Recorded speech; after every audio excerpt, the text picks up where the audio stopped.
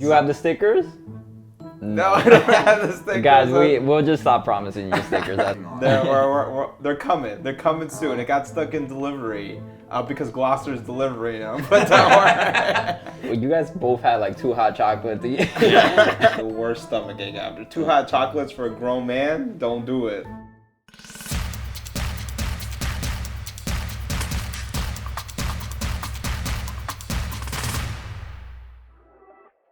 Welcome to the 9th episode of the City Boys Show. I'm Javier. We got Danny. What we up? got Buzz.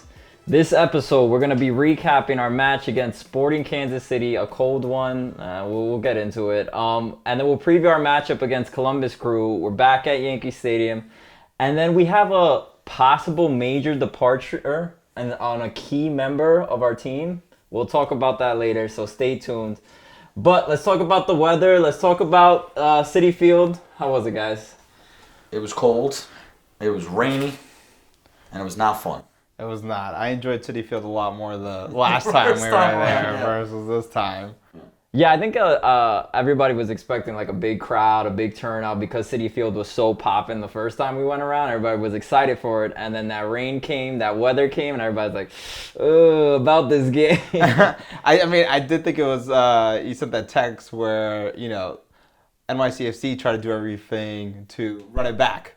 They brought back the shirts, they brought back the trophy. They even had some alcoholic company come in and give Captain Morgan. Captain Morgan give some free drinks. So, I mean, they went all out, but it was just cold. Cold for, what, May? Yeah. It was not. First week of May, I wore a winter jacket, and it was so much. I mean, it was tough. This is not May weather in New York, or at least it shouldn't be. Yeah. You guys both had like 2 hot chocolates. They were trying everything in their power to stay warm. Let me tell you, I had the worst stomachache after. 2 hot chocolates for a grown man? Don't do it. Bro, we don't want to hear these stories.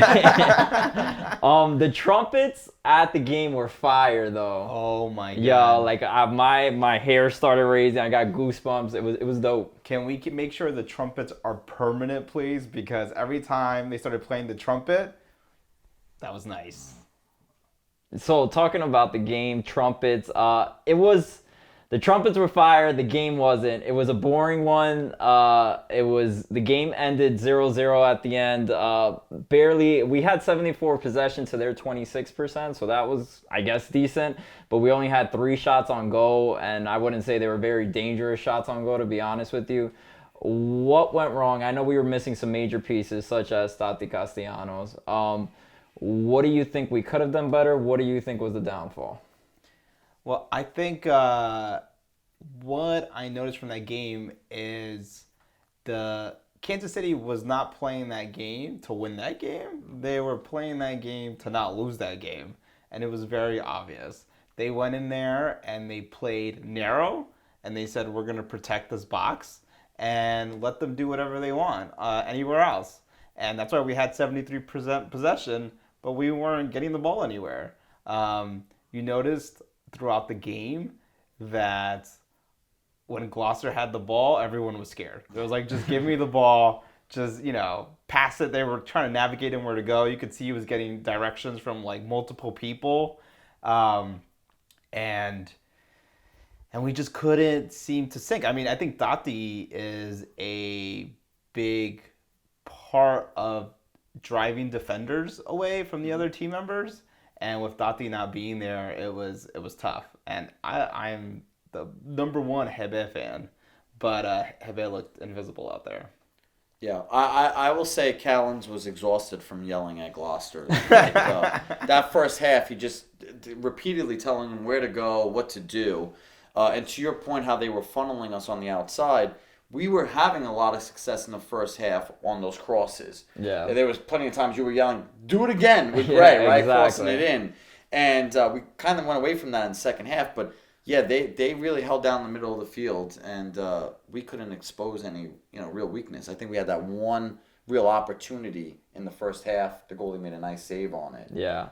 I would. And to piggyback off the Hebed conversation, Hebed looks to be struggling out there. I don't know if he just hasn't had enough time with the first team but he's struggling. And as an offensive player, as the main guy, you should be coming back, getting the ball. If you're seeing you're not getting the ball over the top, try to go back towards the middle of the pitch, get some passes, get something going. And with Habed, you just didn't see it happen.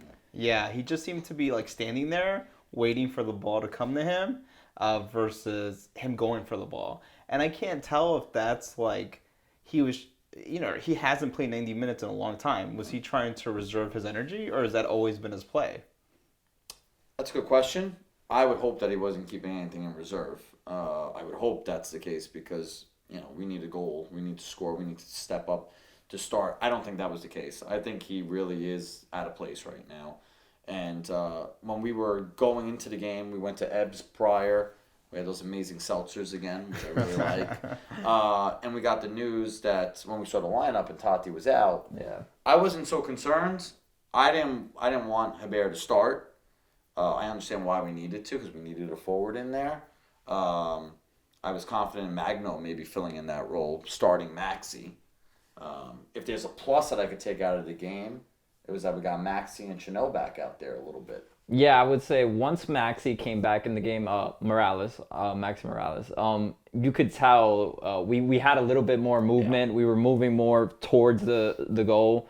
So he definitely brought fluidity back to the game that we were missing when he was out of the pitch. So I would say that is the one plus.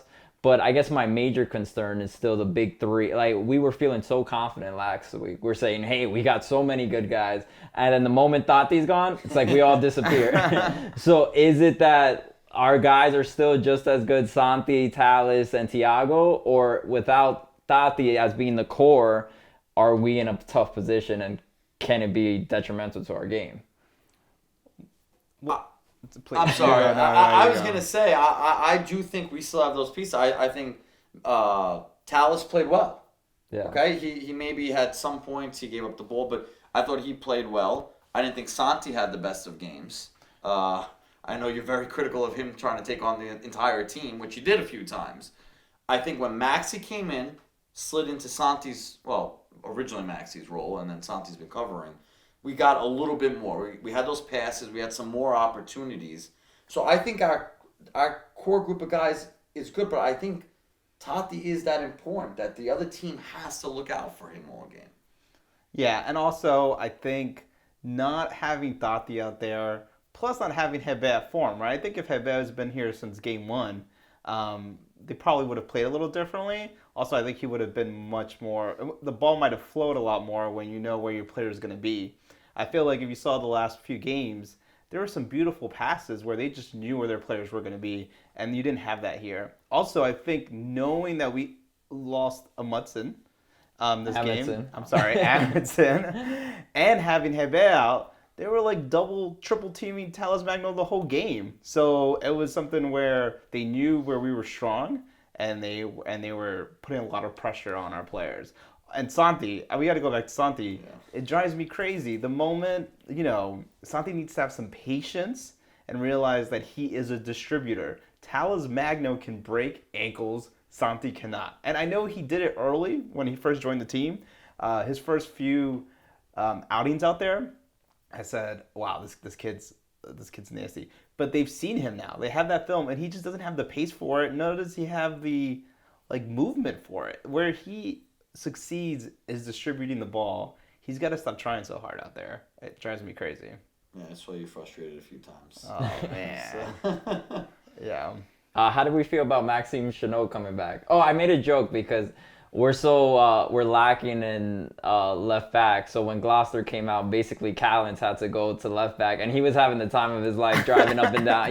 Callens, he's always going from one side of the pitch to the other, and he looked like he was having a good time out there. He was having a great time out there. You could tell he wanted to go so badly. Like, Callens, that's not your place, bro. Well, for the second half, we moved from the supporter section that we sat in the first half. Then we went up to, I think it was 335 or 336, which was amazing view. Mm-hmm. Yeah. And we got to see on the left side, Callens literally playing past midfield, just deciding that he was going to, run up and down the pitch. it was weird because we brought Chino in pretty late in the game, which then moved him. Well, I guess it wouldn't have had to move him there, but because of what we don't have, he went to the left side, and I was happy to have Chino back out there at least. Question: I know hindsight is 2020, but I know how big of a fan you are at Talas Magno playing number 9. Do you think the outcome would have been different if they would have put Talas Magno there and not played Hebe? Yeah, I would like. That's a great question, actually, because I thought about that a little bit, and I would have liked to have seen it. So when we were at Ebbs, and I said I wanted that, not thinking about Heber. I wanted Magno and Maxi and Santi feeding him. Now, we brought up last episode, Javi brought it up, that I think it was Ronnie that mentioned that the only thing Magno's not doing is finishing. That was Danny, but yeah. Okay. I always like to give you credit. So, based on that, maybe they didn't have the confidence in him to do it. Not just because I knew the outcome, before the game I wanted that to happen too. I would have loved to at least give him that opportunity the whole game. Yeah, I mean, I think the outcome probably would have still been the same. I think not having him in that position, I don't think they're practicing with him in that position. I think it would have been the same situation where you don't know where your man's going to be, and so you won't have that. Although he has been doing really well on assist, but I think it would have just been too different. I think the outcome might have been the same. Maybe we would have played with a little bit more pace, because I do think Talas Magno just brought a lot more energy than Hebe did that game, but I think at the end it might have still been the same. But the only reason I think it could have turned out better for us is because now, and I don't know if he was healthy enough or ready enough to do it, when Maxi brought in that second half to start the game that way, maybe something would have clicked early on for us. I loved how Maxi played. It's good to see him out there. We were joking around, not knowing what we do with Santi. Do we bring Santi in? I think we got our we got our answer. Maxi needs to stay exactly. Yes. Yes. He just unstoppable. Maxi, we apologize for wanting to rest. All right, never again. Moving on to our NYCFC versus Columbus Crew game. This is going to be a big matchup at Yankee Stadium, 7 p.m. game. So far, Columbus Crew has no wins on the road. They're 0-1-4, but they are unbeaten in their last 3 games. So this could be a really potentially good matchup against us. It's going to be a tough one. What do you guys think are the keys to the match? Well, Dati coming back, I think, is the number one key to the match. So I think if Dati starts, which I think he is, I saw some pictures of him on Instagram, and he looked like he was ready for some goals. So if that is correct, my inside sources of Instagram, then I think, first, we say this so often, so I feel like a broken record, but we score goals at Yankee Stadium. And on top of that, the weather's supposed to be nice. I did check it beforehand. So if the weather stays up, then I don't see how we don't stay on the hype train. I'm a big fan of the hype train. I want to get back on it. I think one of our other keys is going to be our defensive line. So what are we going to do now? We know that Chino's healthy, so he's going to start. I don't know. I hope so. Yeah, I hope so too. And I want to know about Amundsen. Now you got me thinking about Amundsen. Because I felt like we missed out a little bit on him. And actually, guys, we also forgot, and this is a big question I really want to get the answer for. Why did Morales not start if he was healthy enough to come in? Oh, for Acevedo. Yeah. We're talking about Alfredo now. Yeah, Alfredo Morales for Acevedo. That's a good question. I don't know. Sometimes I feel like they're a little interchangeable. I think Alfredo Morales is the better player, but I don't know. That's a good question, and I think that'll be telling to see if he's in the starting lineup against the Columbus Crew. But some other key points that I think we got to bring up is for the Columbus Crew and why it might be a closer game than we might think is Lucas Zaller. How do I say his name? Zalarian. Let's say that's right. Probably wrong. He has 4 goals in 9 games, and he was the player of the month in March. His last start was April 16th, but they're expecting him to come back this game. And they also have another key defender coming back, Steven Moreira. Probably saying that wrong as well. So I guess this will be these 2 guys could play a major role in this game. So I think it'll be a testament to see if our defense will be able to hold up Solarian in this next game. Do you think? I I know we were recording this before the U.S. Open game, U.S. Cup game, but and I know the team we're playing is Rochester. Is Rochester Football Club. So they shouldn't be at the same level as us. So I don't know how much time our starters are going to get, but I'm assuming you're going to have to play the starters to get those goals in because we could be eliminated if we don't win this game, right? Yeah. And I think we have to win this cup. That's another. If we win this cup, we can make it back to CONCACAF next year, just in case we don't win the championship. Okay. So do you think the long-winded explanation to say does stamina? That's not the word I'm looking for. Does being tired affect that Saturday game against Columbus Crew? I think stamina was the right word. That's Yeah. not the word. What do they use when you travel a lot? What is where we can fatigue? Yeah. Yeah.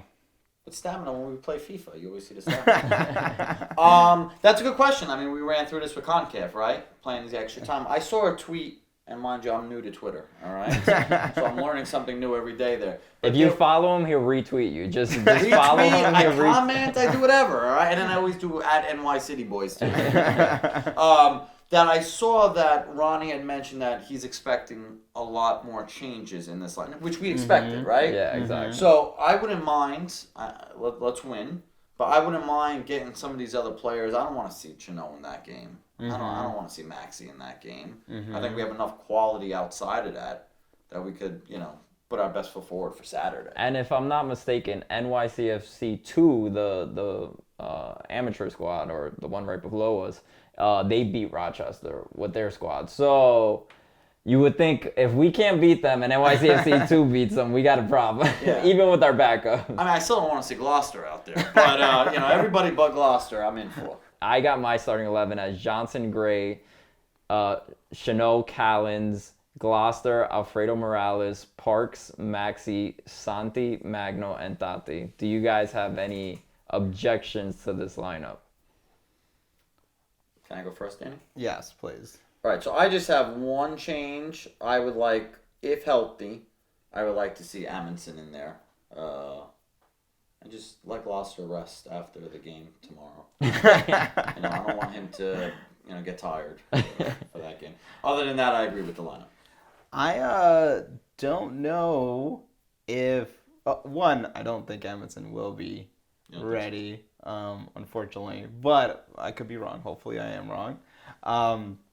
But also, are we sure we're ready to start Chanot? I mean, I know that they put him in later in the game, and I think it's because he hasn't been playing. Is he ready to do 90 minutes after only doing, what did he do, 15, 20 minutes that last game? Not even, maybe less than 10. It seemed like, I think it was around the 80-minute mark. Yeah, so I think maybe put in Thiago Martins early and then put in Chanot. Get him up to 90 minutes. I don't care if he's ready. Get out there, Chanot. Chanot, we need you. Come on. Yeah, I agree, and I rather, if Chanot can't go the whole game, right? Yeah, sub in Thiago Martins later. Absolutely. I'd rather start strong, especially coming off of that lackluster performance last game. I noticed in this lineup we had Santi in there and not Thiago. Is that are we feeling good about this? Are we saying that's what we should play now at right wing? I'm not saying that actually. I don't know. I think so. I still think Santi's more consistent than Thiago. So in my mind, I would prefer Santi to start at right wing, but if you guys are objecting to it, let me hear it. Yeah, I agree with you, actually. Actually, I agree with him. Whoa! All right, so I'm by myself. Actually, I do. I mean, the reason when I first looked at it, I said, let's see how they'll play together a whole game, right? Mm-hmm. If they both start. Mm-hmm. We don't know if that's the case. But I really like Thiago. I feel like when he came on with that added super sub, I think maybe that guy is just so good. He can play. He could look good as a sub. I wasn't happy that he was the first guy out, right? He was the first guy subbed out this week. So yes, I'll make that change. Santi out. Thiago in. You have veto though, so. Well, let's hope Ronnie's on my side. There was some news regarding Ronnie Deila. So there was a tweet that came out from Bell Scout at B2001_J.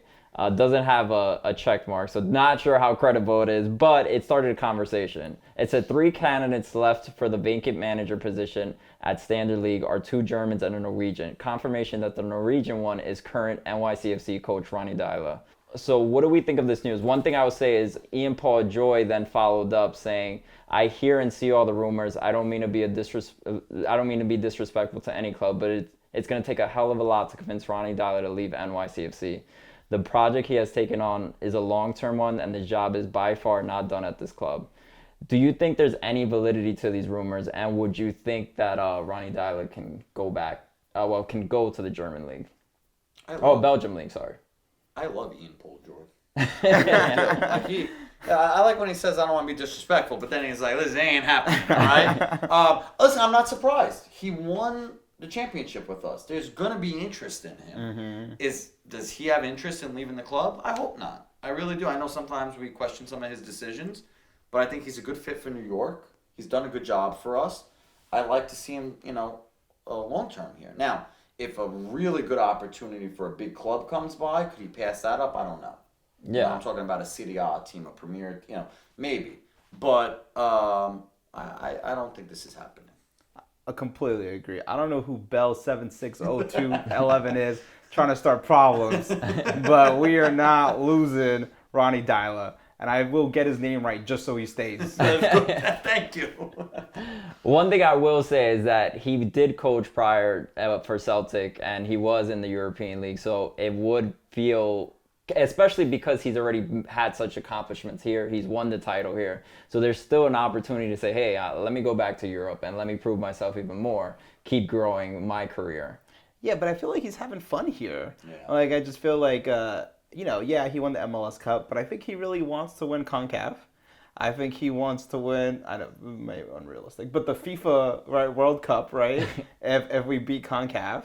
And I think he's been doing such a great job with this team and developing this team. And I can see that he really enjoys being on this team. It's not just a job. Yeah, and I have to say, this is one of the real attributes of New York. Like, there's players, there's managers that want this big market. They like New York. You shine in New York. And I think he has that personality that I don't think he'd be happy, playing in a small market compared to in New York.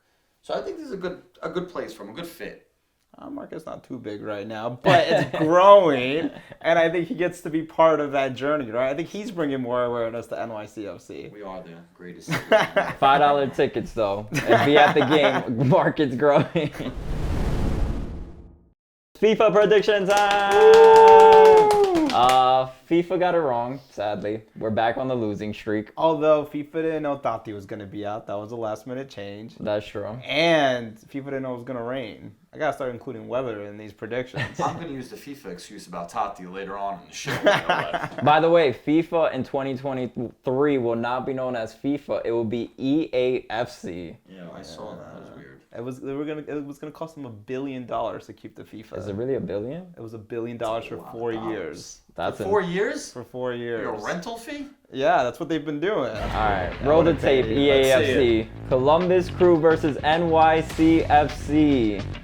Here we go.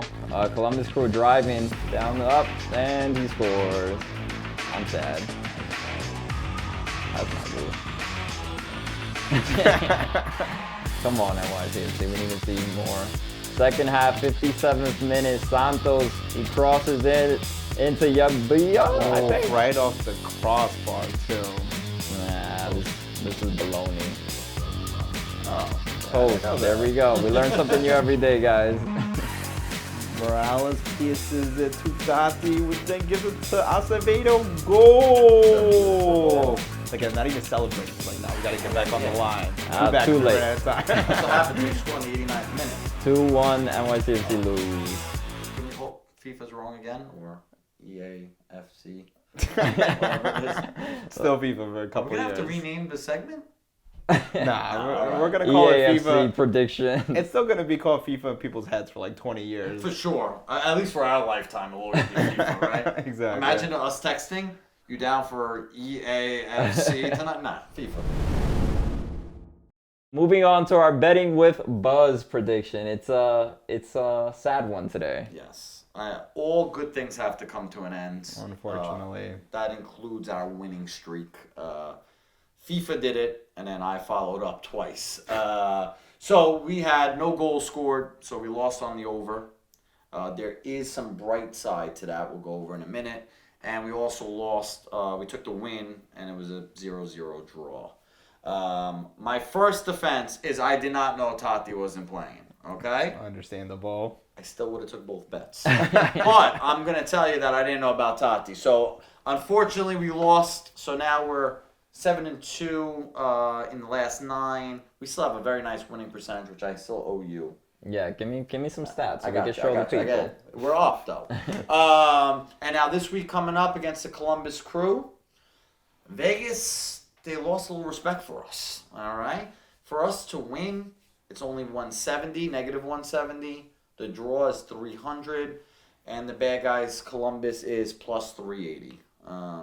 We have never taken the opposing team on this podcast. We're not doing it. At home, Yankee Stadium, we're good for like 4 goals, which leads us to our next bet, which is we're going to take the over. Now, the over the last few weeks has been expensivo. Yes. Yeah, right? like minus 180 and over. It's been crazy. Crazy. Great to have negative 181 or 183 last week. Yeah, that was crazy. Terrible.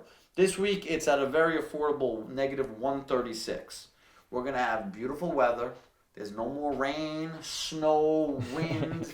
All it is going to be goal-scoring weather, all right? So take the over, negative 136. Let's get back on the winning side of things and put some money in your pockets. Let's go. What are our final predictions for the game? And Danny, keep it short this time. You were a little long-winded. All right, let me take out my monologue that I did for this. I think it's going to be 2-0. NYCFC. You're wins. making Buzz mad right now. He went hard on the over. Yeah. He believes in this over. I'm scared. I'm Over like 2.5 timidly on the goals. hype train, but I have a foot out just in case. Yeah, but you have to have all limbs in the train, or else God forbid you hit something. So I'm going to go all in here. I'm going to go 2-1. I don't think anything crazy. All right, Tati comes back. He scores. That's a guarantee. And then I think that guy Zalarian, right? He'll put in a goal for Columbus. And Magno finally scores a goal and puts us up 2-1 for the win. And betting with Buzz win. Javi? I'm going 3-0. I believe in the guys. Sean Johnson, he's already, I think, got 4 clean sheets. Yes. He's just racking up these clean sheets, slowly starting to perform well. Yeah, so I go 3-0. Let's go, boys. If you like the channel, please like, comment, subscribe. Any final words, guys? We're going to the game Saturday. Very excited. Did you have the stickers? No, I don't have the stickers. Guys, we'll just stop promising you stickers at this Guys, point. if you see us at the bar and we don't go up to you, just come up to us. We'll talk to everybody, all right? The goal is to give you nice stickers, which we're working on. They're coming. They're coming soon. It got stuck in delivery because Gloucester's delivering them. But don't worry. They're coming soon. But hopefully we'll go a little early. Maybe go to the dugout or one of those bars. Yep, we'll be there. Excited to see everybody. Later, y'all. Peace. Peace.